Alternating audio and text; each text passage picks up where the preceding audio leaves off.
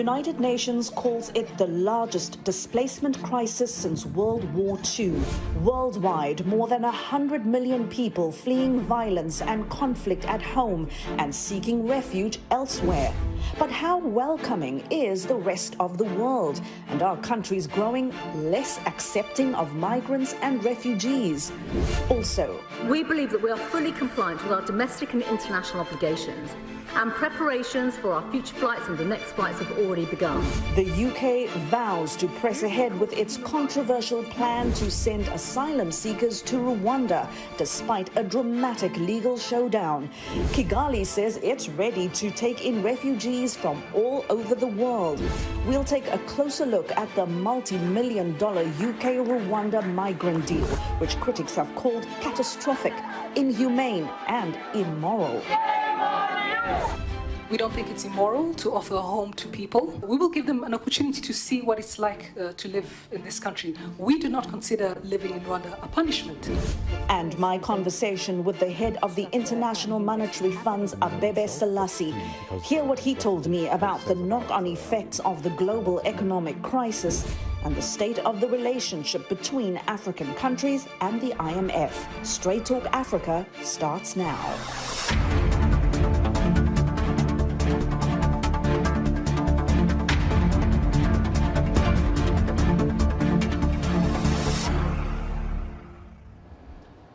Hello there and welcome to the show. I'm Haydé Adams.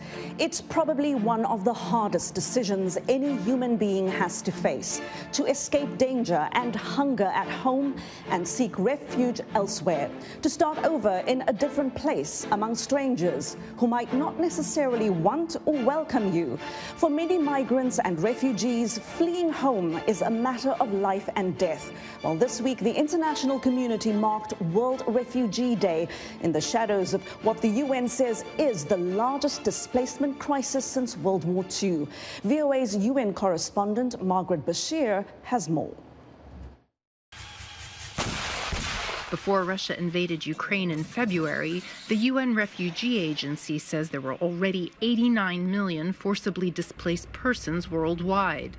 With the Ukrainian exodus, the number now tops 100 million. Remember, we are now all focused on Ukraine very much, but Ukraine comes after a line of other emergencies. The agency's new Global Trends report says that 5 crises last year accounted for nearly 70% of all displaced people. They are from Syria, Venezuela, Afghanistan, South Sudan, and Myanmar. In Afghanistan, 24 million people need humanitarian aid.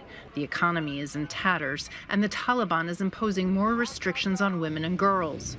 UNHCR says all these pressures have pushed 2.7 million Afghans to leave. So people are crossing the borders, sometimes with visas, but most of the time without visas and without documentation, sometimes up to 20,000 people a day. Many people flee to neighboring countries. More than 1 million have left Ukraine for safety in Poland. People, refugees, they flee not as far as possible from the conflict, but as close as possible. And they return not as late as possible, but as early as possible. Only 5.7 million internally displaced persons and refugees returned home or to their place of origin in 2021.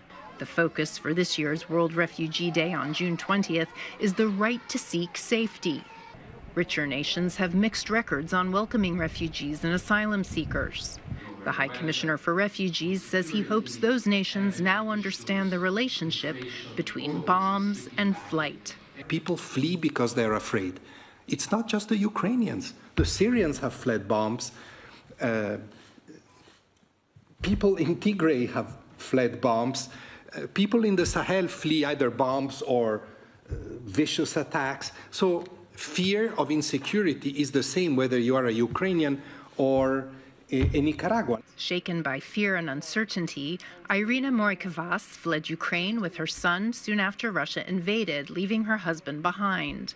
We took just the most important things and crossed the border. Now in the Netherlands, Morikavas, an artist, has collaborated with UNHCR on this year's World Refugee Day Twitter emoji. When we open a door of our house to people who need it, for refugees, for example, who need help, we open our heart, because house is heart of the family. For tens of millions of refugees and displaced people worldwide, they also hope to find a safe and warm welcome. Margaret Bashir, VOA News, the United Nations. Now, with more than 100 million people displaced, how welcoming is the world? In a 2020 study by Gallup, it showed the world is becoming less tolerant of migrants, with European nations among the least accepting. And that study was conducted before Brexit, the COVID-19 pandemic, and the current conflicts in places like Ukraine and Ethiopia. The United States, for example, has been accepting fewer refugees in recent years. It's now on track to resettle just under 19,000 in the 2022 financial year. And that's a fragment of the 125,000 refugee ceiling set by US President Joe Biden. This means more refugees in the world with fewer options. Well, I discussed this with Jan Egeland, the Secretary General of the Norwegian Refugee Council. Egeland is currently in Baidoa, Somalia, where hundreds of thousands of people have left home in search of water, food and safety. Well, Egeland says he's seeing firsthand how climate change and conflict are driving people to a life of displacement and despair. I asked him if he thinks the world is becoming less accepting of migrants and refugees. Well, the reason that the world reached this unprecedented milestone of more than 100 million displaced by violence and conflict is the war in Ukraine. 14 million new people displaced by another senseless war. On top of the Syria war, the last decade, that's 13 million. We have Yemen, we have Congo, but we also have Somalia, where I am now, where millions have been displaced by both violence and conflict, and now also increasingly and dramatically by drought. We're seeing a wave of horrific nationalism, xenophobic trends that are terrible. I mean, a Somali from here, I'm now in Baidoa in central Somalia. A family from Baidoa have no chance really of reaching anywhere outside of Somalia, so they have to be internally displaced. 2/3 of the 105 million displaced worldwide now are displaced within their own countries. And those who are becoming refugees are predominantly becoming refugees in neighboring poor countries. North America, the United States, Europe are taking very few refugees. We're not there to protect women, children, families fleeing. Europe is welcoming Ukrainians, but not people fleeing from other places. The US is not even accepting many from their own neighborhood, those who are fleeing violence in Central America. Well, Egeland says it is possible to end the global refugee crisis, but at the same time, he's seeing some worrying trends. I'm both hopeful and concerned at the moment. The number one problem is conflict resolution is not working. Wars are not ending. So we're accumulating new people displaced by violence at the same time as there is no way for them out of displacement. It's very hard for people to return home to their war-ravaged country because conflicts last forever. And Ukraine war may also be a very long-lasting war now. Here in Somalia, it's been war now for 50 years, continuously. And it's not resolved just outside of Baidoa, where I am. Al-Shabaab is present now as they've been for a generation. The other big problem is we're not helping people out of displacement by relocation to other safe places, nor in help in integration where they are. So the displaced end up in displacement camps for too long. All of this is exacerbated dramatically by climate change. At the moment, I'm really shocked by seeing how bad the drought now is in Somalia and how little the world seems to care with something which is a catastrophe fueled by everybody but the Somalis themselves. They did not cause climate change, but they are first and hardest hit. It is man-made, it's human-made from A to Z, both the climate crisis, but also these wars. Men with power, men with guns can end this, the endless violence. Ukraine conflict can end tomorrow if there is some sense in the Kremlin and if there is a willingness to negotiate on both sides the issues that needs to be dealt with in terms of minority protection, etc. So should the issues here in Africa be dealt with. There are too many armed groups, yes, but there can be conflict resolution on the local level, on the regional level, on the national level, on the continental level as well. And that was Jan Egeland, head of the Norwegian Refugee Council, speaking to me earlier from Baidoa, Somalia. It's been called inhumane, immoral and catastrophic. A controversial plan by the British government to send some migrants and asylum seekers to Rwanda. It's part of a multi-million-dollar deal between London and Kigali, and the first flight carrying hundreds of asylum seekers was cancelled earlier this month after legal challenges by rights groups and campaigners. But British Prime Minister Boris Johnson says he will press on with his policy, even as leaders of Britain's former colonies gather in Rwanda this week for the Commonwealth Heads of State Summit. VOA's Henry Ridgwell reports. Asylum seeker Haydé, not his real name, fled persecution in his home country of Iraq because he is gay. He shows the scars of a recent attempted rape. He reached Britain in January after crossing the English Channel on a small dinghy. Now he is terrified of being sent to Rwanda. We suffered and escaped death. We crossed the sea, all to be sent to Rwanda? Kill me or sentence me to death instead of sending me to Rwanda. I don't have anything to do with Rwanda. As a gay person and a supporter of refugees, this is an unjust and criminal decision. Haydé is among the more than 10,000 migrants this year alone who have crossed the English Channel in small boats to reach Britain. Dozens have died attempting the crossing. Britain says the flow has to stop. Earlier this year, British Home Secretary Priti Patel signed a deal to fly asylum seekers 6,000 kilometres away to Rwanda for processing there as a deterrent to migrants hoping to cross the channel. We're a government, along with our partners, the government of Rwanda, finding new, innovative solutions to global problems where I'm afraid other organisations and other countries, are not coming up with alternatives, and the status quo is simply not acceptable anymore. The migrants will be housed in hostels like this one in Kigali.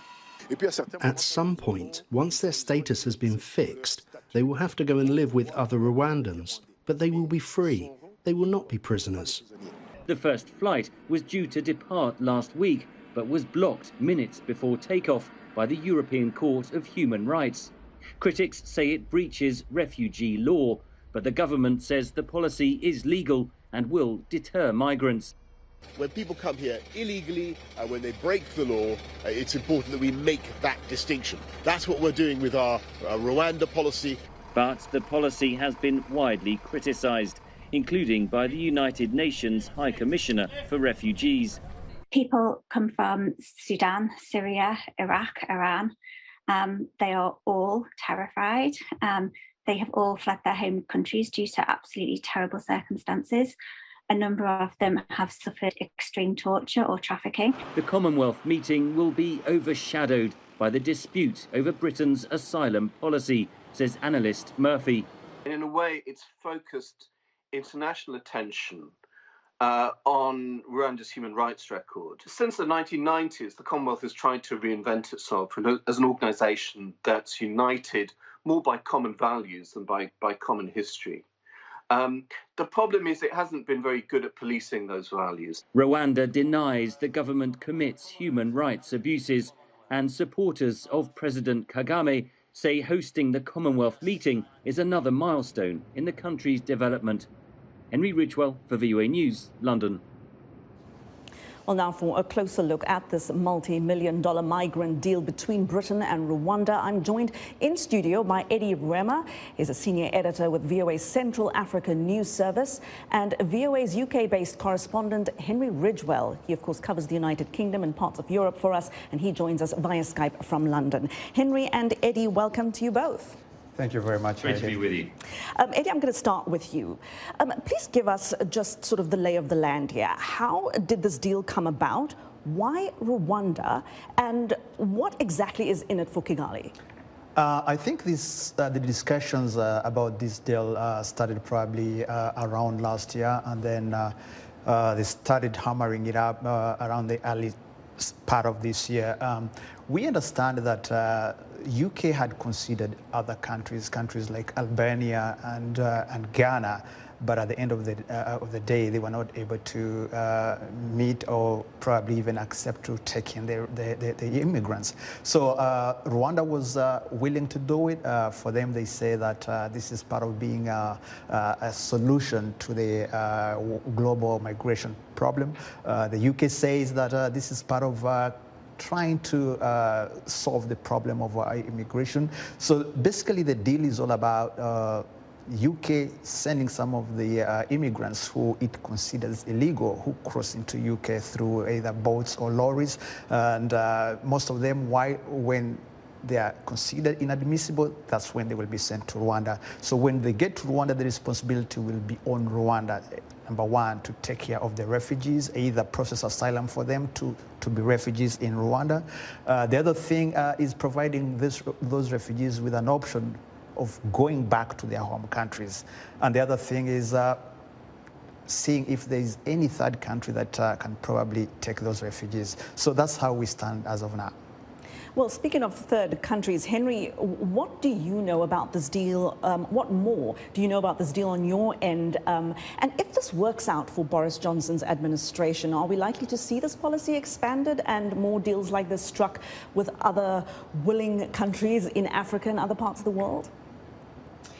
On your first question, there are a lot of uncertainties over this policy, not least whether it will even happen, because as you know, there are several legal challenges. The first flight was due to take off last week, but was blocked at the 11th hour by a successful challenge in the European Court of Human Rights. There is also a legal challenge in Britain's High Court to the entire government policy, which is due to be heard next month. And if that is ruled illegal, then the British government will have to go back to the drawing board on its migration policy.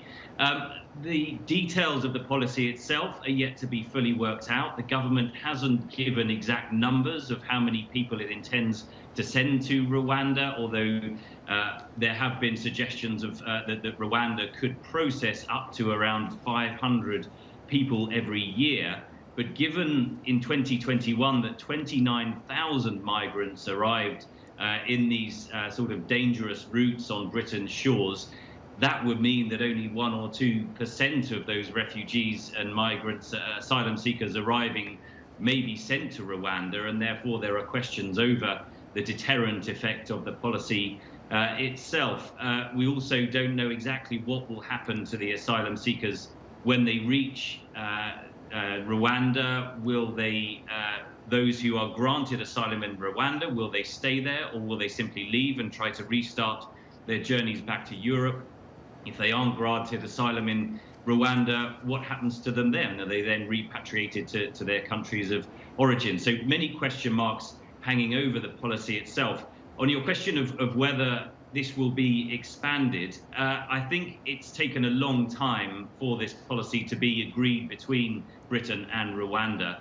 And that points to the difficulties that may lie ahead with any expansion. Britain and Rwanda do have a strong relationship. President Paul Kagame is close to several members of the British Conservative Party who have supported him, his government, and the development of Rwanda over recent years. And I think That is the reason why Rwanda is able to host the Commonwealth Summit at the moment with Britain's support, and that is the reason why Britain has managed to agree this migrant deal with Rwanda. Whether any other country would agree to such a policy, I think at the moment is unlikely given the political difficulties we're witnessing.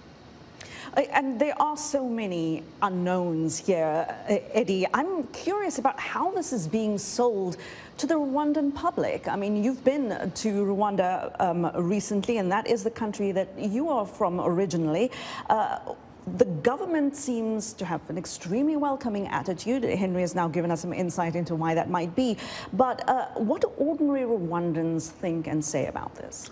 I would say that the ordinary Rwandans most of the time think that this is a good welcoming hand or a good gesture that is being shown by the government. But again, when you speak to some of the opposition politicians, most of whom are against the UK government sending these immigrants to Rwanda, they think that these immigrants are going to get into the coffers. I mean, most of the work that is going to be done for them is going to encroach into the government budget, which is actually not minimal and not be able to serve the rest of the Rwandans. And the other thing is that with this deal, you find that there is a special treatment that is being given to these immigrants compared to Rwandans. One of the opposition leaders told me recently that they don't think that Rwanda is ready to take care of new people before it can take care of its own people. So that's big. And coming from a country, you know, myself, where there has been xenophobic violence, one can't help but wonder. And I want to talk a little bit more about the social and political fallout a little later on. Henry, we are in the post-Brexit era. What's public opinion on this in the UK?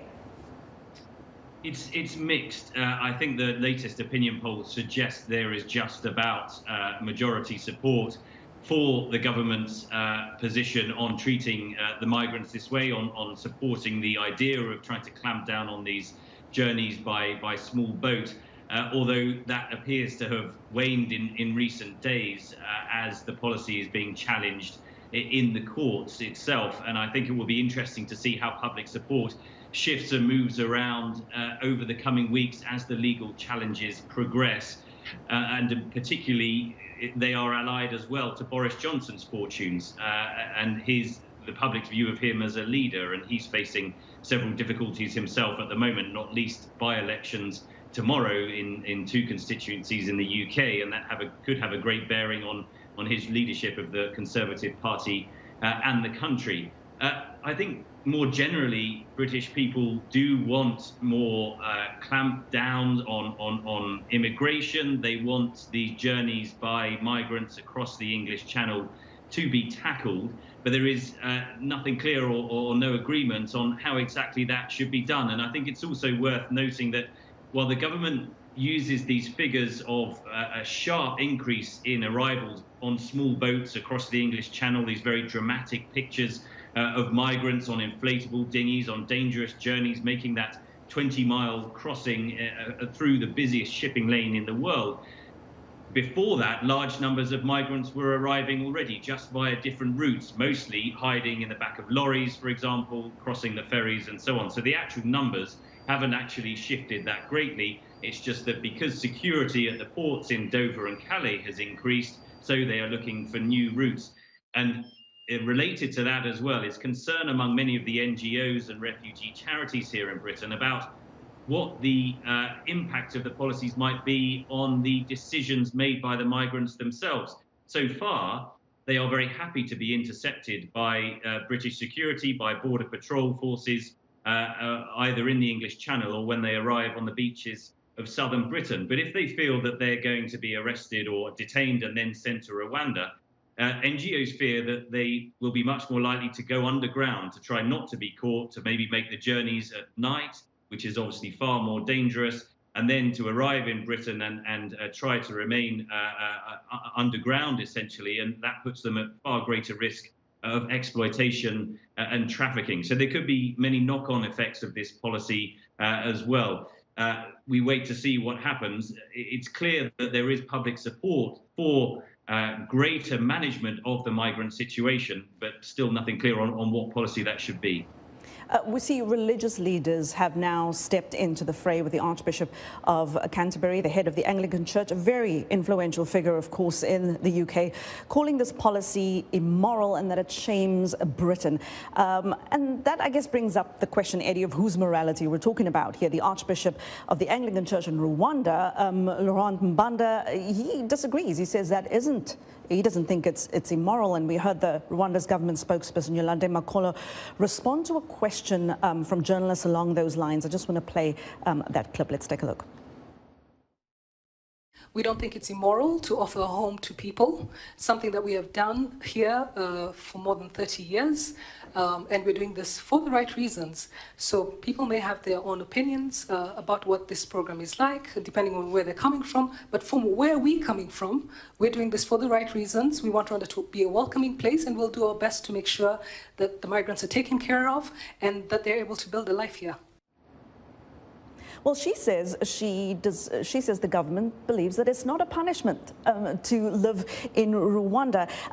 Eddie, she also talks about the misconceptions created in what she says in the media about Rwanda. Does she have a point here? Is some of the outrage more about the policy in question or the place in question? I think it's could be both. And when you talk to some of the people who are pro to this agreement between Rwanda and UK, most of them seem to think that it has actually created unnecessary attention on Rwanda. Rwanda, a country that is welcoming. Rwanda is home to close to over 100,000 refugees from the region, Burundi, DRC, Congo. And also, you remember that Rwanda has accepted to receive most of the detainee immigrants who are being shipped from Libya and being settled in Rwanda, where they get processed and then sent to different countries, either in Europe and Canada. So many people think this is an unnecessary attention that Rwanda is getting. And at the same time, the timing also was not so good for this deal to come. Number one, we are talking of people raising issues to do with human rights when Commonwealth Summit is underway. We've been reading in the media lots of attention being given on the trial of Paul Rusesabagina, who was one of the people that Hotel Rwanda was made from, and also the recent political crisis between Rwanda and DRC. That too is creating so much noise outside that the government thinks is unnecessary, given the fact that they've done a lot when it comes to receiving immigrants. But again, this deal has created unnecessary attention to them. Very briefly, Henry, I want to move on, but we don't have a lot of time. But, you know, I am very curious about the British Home Secretary, Priti Patel. She's come under intense criticism over this policy, too. Of course, she's a staunch backer of Brexit, very tough on immigration. But critics point to her own background, that her parents were refugees themselves. They sought refuge. They were originally from Uganda. What does this mean for her political career? Is this going to make her star rise or fall? She's had a sort of roller coaster political background, really. She was fired from her post previously for sort of freelancing on foreign policy, brought back into government under Boris Johnson. This is one of her flagship policies, and she is the main cheerleader for it. You saw her there signing the deal in Rwanda. As you say, her parents sought refuge in the UK. They lived in Uganda under the regime of Idi Amin, but they moved to Britain in the late 1960s, and Britain opened a policy of allowing Asians from Uganda into Britain in the early 1970s. So she claims that that policy was not necessarily have applied to her parents. She has been challenged on that, though, several times, that would she be a British citizen? Would she be allowed, would her parents be allowed in this country now under the new rules? And she's been really unable to answer that, and sort of tacitly admitted that it would be much harder for her parents under this regime. But she claims that circumstances now are different, and that this policy with Rwanda will work and is the right thing to do. had it been when her parents came, or had it been now in 2022? Well, difficult political questions, and certainly lots of politics involved in this, not just around migrants, but around the British Conservative Party and Priti Patel as well.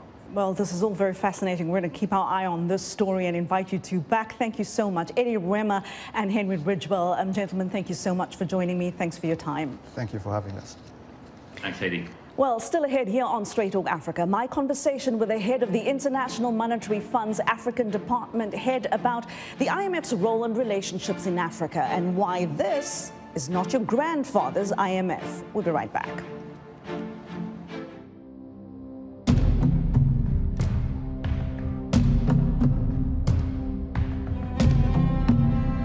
I'm here in Area 1 IDP camp located in Abuja, Nigeria's capital. I am here in Sabari-Bugu's district of Bobojula, so western Burkina Faso.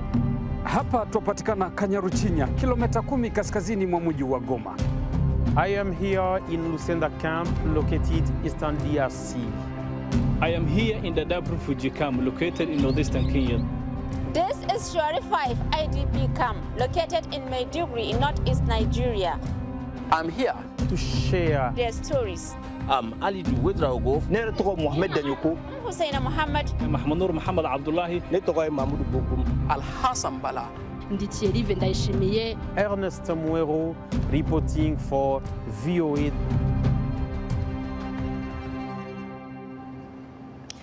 Welcome back to Straight Talk Africa. This is not your grandfather's IMF. That's what the head of the International Monetary Fund's African Department, Abebe Selassie, tells the media. The IMF has long been criticized for the conditions attached to its loans, which critics say hurt the countries the IMF claims to help, including those in Africa.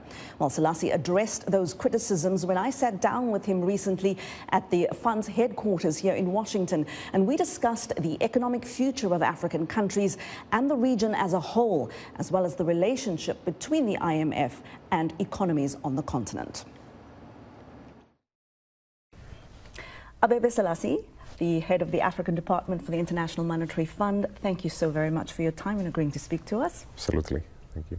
We're hearing a lot of talk that a global recession may be upon us. If that happens, will it come to Africa?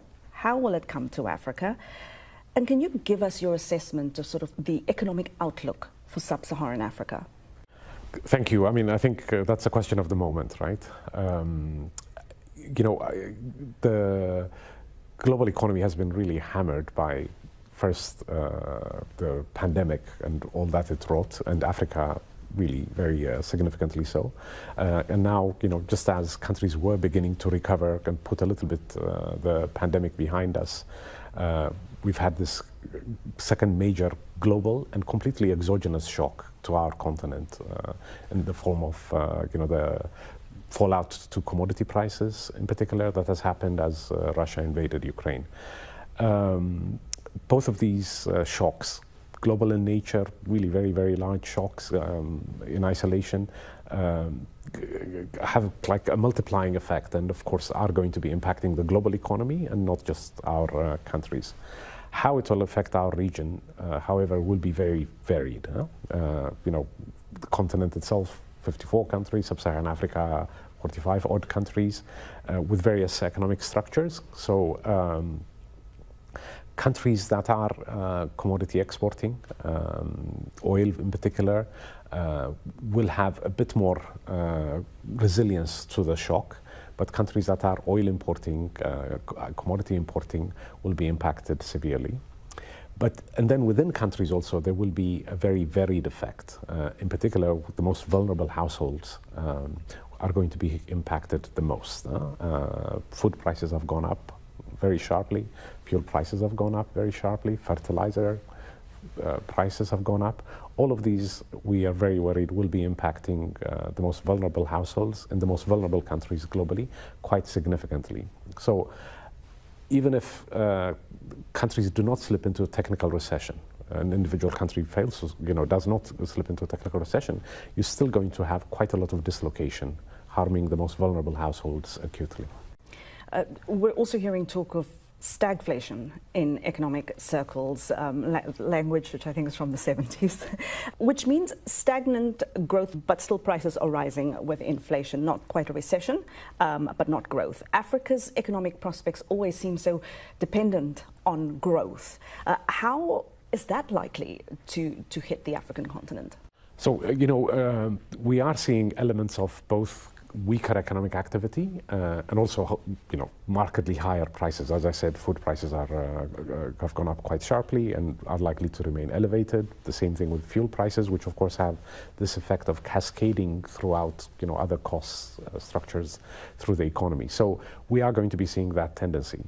Again, growth is important, of course, because, it really is a nice summary indicator of overall economic conditions in a country, prospects for creating jobs, prospects for companies, it gives you a sense of how much companies are investing, how much consumption is going up. That's why growth is important, not in and of itself, but really because what it says about standards of living and living conditions. And that is going to be dampened, as I said earlier, as a result of the headwinds facing our countries from the really more difficult global environment. And what makes it really problematic in technical terms is that the policy response, how policymakers react, is going to be very difficult. On the one hand, weaker economic activity suggests that you should be trying to boost your economy, allowing your fiscal deficit to widen, maybe even some monetary support. But as you said earlier, higher inflation means that your ability to stoke activity is going to be difficult because you risk exacerbating inflationary conditions. So again, I think the extent to which you're going to see conditions of weak growth and high inflation is going to vary across the region depending on current circumstances. But overall, I think it's fair to say that conditions are not going to be as good as they ought to be, as we need them to be, to facilitate a recovery from the travails of the last couple of years. I'll come back a little later on to what African central banks can do right now. But I want to address the issue of criticism of the International Monetary Fund and ask you first how you would describe the relationship or the state of the relationship right now between the IMF and African countries. There has been long-standing criticism of the IMF's lending practices around conditionalities, fiscal austerity requirements, and of helping infrastructure investment happen in Africa, but then enforcing what some see as debilitating cuts in social spending programs when it comes time for those countries to actually repay the loans.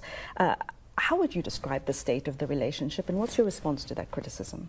So I think, our role is not understood as well, and that's partly our fault because we don't do enough to explain what it is that we do, how we work with countries. So, the IMF has a threefold role in the region. So first and foremost, we, like elsewhere around the world, we provide quite a lot of policy advice on macroeconomic policy area. So we have dialogue around the world with all members of the IMF. It's called, Article 4 discussions under that article of our Articles of Agreement, which established us. And we make sure that countries are pursuing policies and have, encourage countries to pursue policies that are for the benefit of all countries around the world. So facilitating capital flows, investment flows, the kind of, and avoid policies that are destructive to the well-being of the global economy. Aggressive trade restrictions, aggressive restrictions on capital flows and the like. So we try and facilitate and make sure that the global economy works well, and by having dialogue with each individual country. And we do that, of course, with quite a large number of countries in Africa that don't borrow from us, South Africa, Nigeria, and many, many others. Second role that we have is providing quite a lot of capacity development assistance. So we do a lot of technical work with central banks, with tax authorities, with ministries of finance to promote healthy economic policies. Just to give you an example, in tax administration, what is the best way in which governments can collect taxes from large companies, from other economic activities, so that they have the resources to spend on health, education that is desperately needed in our countries. Public finance, we do a lot of work to make public finances as transparent as possible, encouraging governments to publish budgets, how to go around setting up systems that will encourage openness, transparency, minimize corruption. So we do a lot of technical work, which often does not get recognized. It's the third part of our work, which is the lending activity that we do, which tends to get a lot of public attention, media attention. And this is one where governments, in need of balance of payment support, countries that are not able to raise all of the money that they need to fund themselves from the market, as they generally would, from taxes, turn to the IMF to provide financing. The nature of this engagement tends to be episodic in countries and over time. And typically, when countries turn to the IMF for financing, they are in some difficulty, typically. And so that gives rise to, when we arrive, economic conditions are already difficult. But really important point here is that, we provide financing when everybody else is not providing financing. And we do so with a commitment from the government that policies and measures will be taken to help improve economic conditions and so that the country can recover. And it's our financing that gives countries the time and space to be able to pursue those policies. In the absence of the financing that we do, adjustment would have to be much, much more rapid. Okay, you need automatic adjustment, and you wouldn't also have the resources to smooth and do the adjustment over time.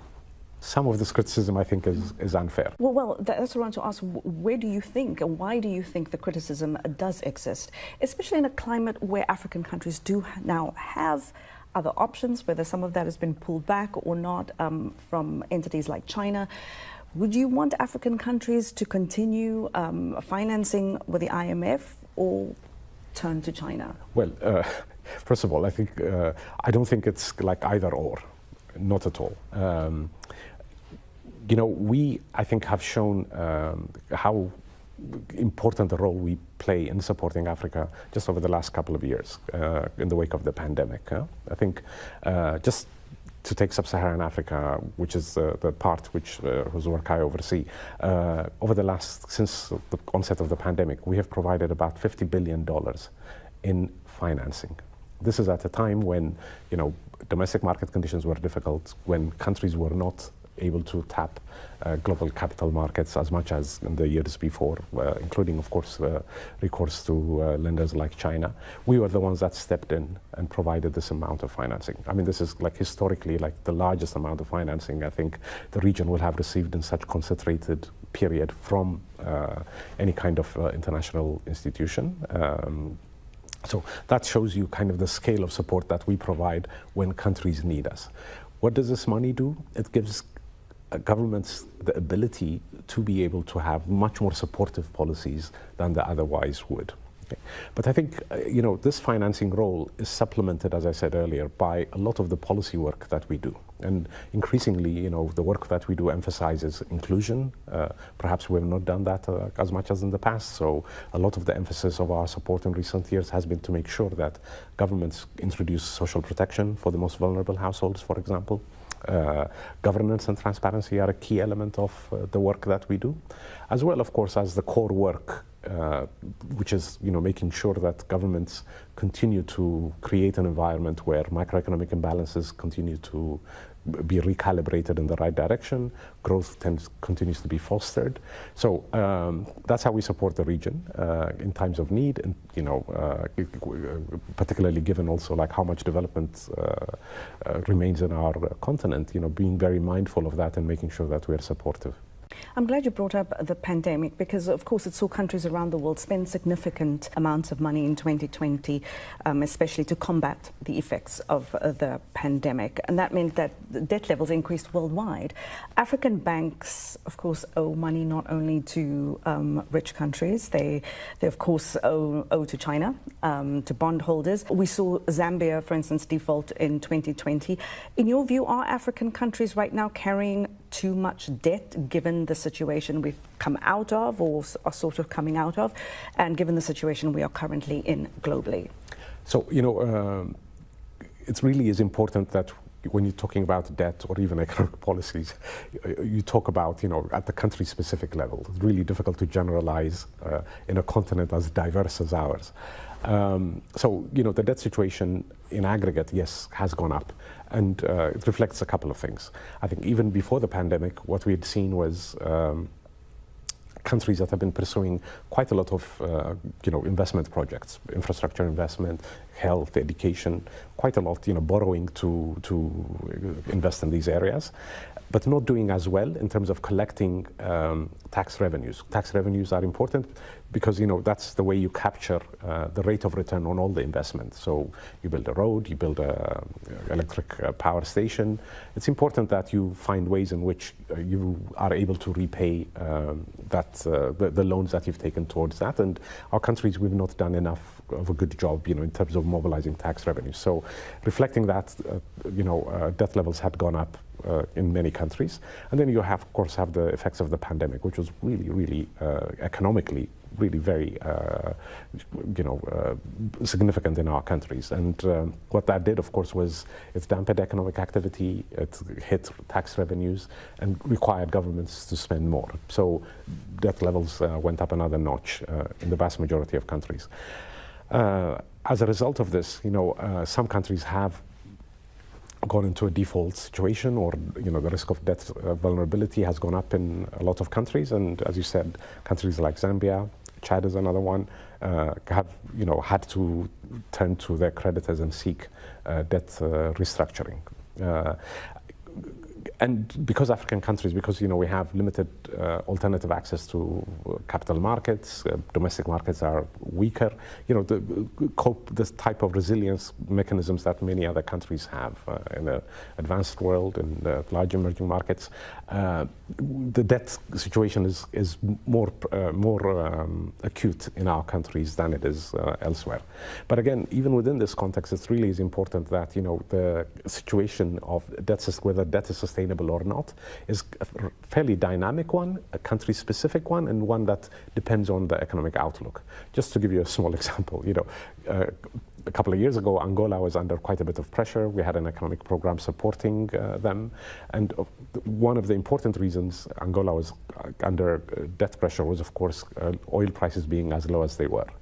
The government, pursued quite a lot of, reforms, making sure that they could strengthen their economy. And now with the recovery in oil prices, the debt situation in Angola has changed quite a bit. So, 2-3 years ago, I would have said Angola is one of the countries that I'm most worried about. Now the outlook has changed. So that's, in general, that's why I think it's really important. While in aggregate, debt levels are high, and there's quite a lot of work that needs to be done in our countries to reduce macroeconomic balances, address debt vulnerabilities, and in some cases restructure debt. But it's a fluid and dynamic situation, and one that you have to look at in a country-specific basis. Do you think that more waves of loan forgiveness, or as you said, restructuring or rescheduling, are going to be necessary from international financial institutions for Africa going forward? So much is going to depend on what the economic outlook going forward is likely to be. It remains the case that a lot of the financing that's provided by multilateral development banks remains some of the most concessional financing that you can find anywhere. It's much more long term also, and these entities continue to lend to countries, so they're providing new financing. The financing gaps that countries face, the challenge that they face, really arise more from debt that is much more expensive, commercial type debt, borrowed either in capital markets via Eurobonds or syndicated loans, etc. Those tend to carry higher interest rates, and some other bilateral debt that they have, which also have higher interest rates. But for each country, the kind of reprofiling that's going to be needed will depend on what the source of pressure that countries face are, and that's how you want to address these kind of any needs that arise for debt to be rescheduled. And of course, giving advice is part of what you do. What, in your view, are 2 or 3 of the most important things that you would say African central banks need to do right now? So central banks are in a difficult position, as we were discussing earlier.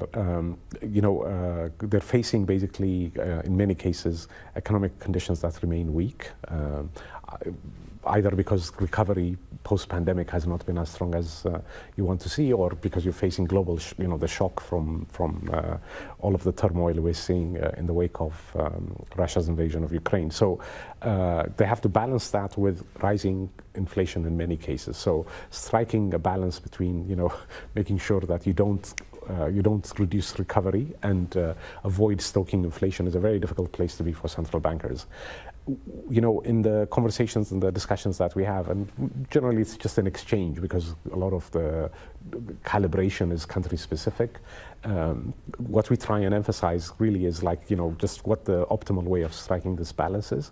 In some countries, where, for example, the countries where exchange rates are fixed, you don't have the exchange rate also as a way to help allow adjustment. So in that case, you probably have to lean a little bit more towards monetary policy tightening and allowing interest rates to go up a bit. In other cases, it may be that you allow the exchange rate to go through. In yet other cases, you're not seeing, inflation looks to be more transitory. So in those cases, you want to be very watchful and not necessarily take action immediately. So really depends on very country-specific circumstances. But in each case, I think the overarching emphasis is about striking a balance to make sure that you don't hold back growth or kindle too much inflationary pressure. Are there any conditions that you would say African leaders or African policymakers or countries should be prepared to accept in coming years if international institutions do reschedule or restructure their loans, such as political or economic reforms, any kind of progressive social inclusion or other human rights improvements that could be viewed as ultimately having good outcomes for African countries? I don't think the reason for countries to pursue their economic policies ought to be for outside audience, right? It's really much more important for our people. So I think what I see, again, as I mentioned earlier, one area of weakness that I see in overall, in a larger number of countries, is this inability to collect more domestic tax revenues. I think that remains really a very important challenge. Our countries are increasingly much more boisterous democracies.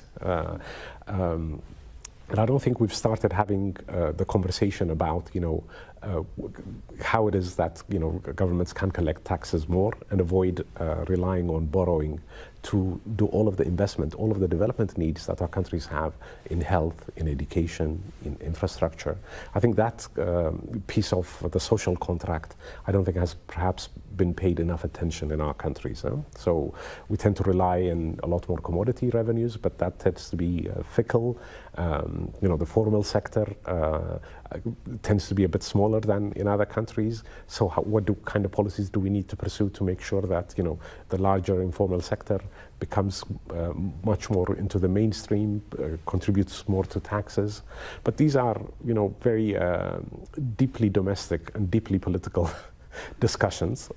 It will depend on in each country in terms of what kind of social contract is needed. So I think strengthening that side of our country's development is going to be, I think, very important in the future to address the development challenges that we face. Do you foresee that becoming a condition? In discussions with us? Yes. No. I mean, first, I think, the policy choices that countries make in order to address, macroeconomic imbalances that they face we think, are going to be, of course, in the realm of, parliament, domestic political discussions. Our discussions tend to focus a lot more on, what kind of macroeconomic policies make sense in aggregate. And then how, what kind of tax structure you want to have, what kind of spending composition structure you want to have. Of course, are going to be, as I said earlier, deeply domestic and deeply political discussions. Now, we will, of course, emphasize the need for social protection, particularly in times of economic difficulties that countries are in. We would like to see a lot more emphasis on social protection. But frankly, governments these days, of course, also do that. So it's not that they need us to come and tell them that. So it's generally not a discussion that's a difficult one. But, as to exactly how countries ought to be paying for this, whether it's a tax in one area versus another, spending prioritization in one area versus another, I think these are really important conversations that have to be internal rather than being made at our behest. You mentioned earlier inclusion and an area where you think the International Monetary Fund could have done a better job in the past. I think every government is thinking the same thing where that is concerned. What is the IMF prepared to do to help buffer or mitigate the impact of the global economic crisis on the most vulnerable communities in African countries? Women, smallholder subsistence farmers, informal traders, but particularly women? Very good question. First, I think in aggregate, as I said earlier, we have done really, we, as our managing director, Kristalina Georgieva says, we had once in 100-year shock, an unprecedented shock. And our response really has been unprecedented also as an institution this last couple of years in the wake of the pandemic. I mentioned earlier how much support we've provided financially, but also in terms of policy advice, in terms of capacity development, we really, really have, just stepped up like never before, I think, in our history. Second, within that, and over the last several years, really very important reforms that we've been doing internally have been to emphasize both longer-term structural challenges, but also existing ones that we perhaps have not paid enough attention to.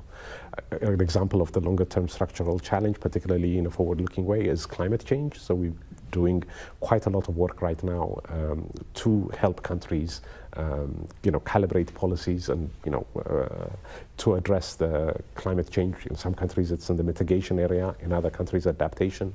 So we're doing a lot of work in that, and we've just been provided more resources by our board after quite a bit of a push to be able to expand our work in that area. Gender type issues is also a very, very important area that we're doing work on. This emphasis in inclusion comes from, I think, increased recognition by our institution that, in the past we expected, whether it's, this inequality in the gender dimension or particularly in the income dimension, we expected, macroeconomic policies at the aggregate level would eventually trickle down and help foster inclusion. But that has not been the case in the income sense, and also gender, of course, remains, the gender dimension of inclusion remains problematic in many, many countries. So we have a lot more emphasis. So we're doing quite, a lot of work advising countries individually on, what kind of policies are needed to facilitate gender inclusion. In some cases, it is removing policy-induced barriers, actual laws that have restrictions in women participating fully. In other cases, you don't have formal laws that restrict that, but you have ways in which, either directly or more subtly, the way the budget is formulated, for example, has a bearing on adverse gender outcomes. So being mindful of that, wherever that's, exacerbating, where policies tend to exacerbate gender inequality. So I would say kind of, we're doing a lot more to be sensitive to these kind of issues and include them in the mainstream work that we do than ever before. My conversation with Abebe Selassie, the head of the International Monetary Fund's African Department. He spoke to me at the IMF's headquarters here in Washington.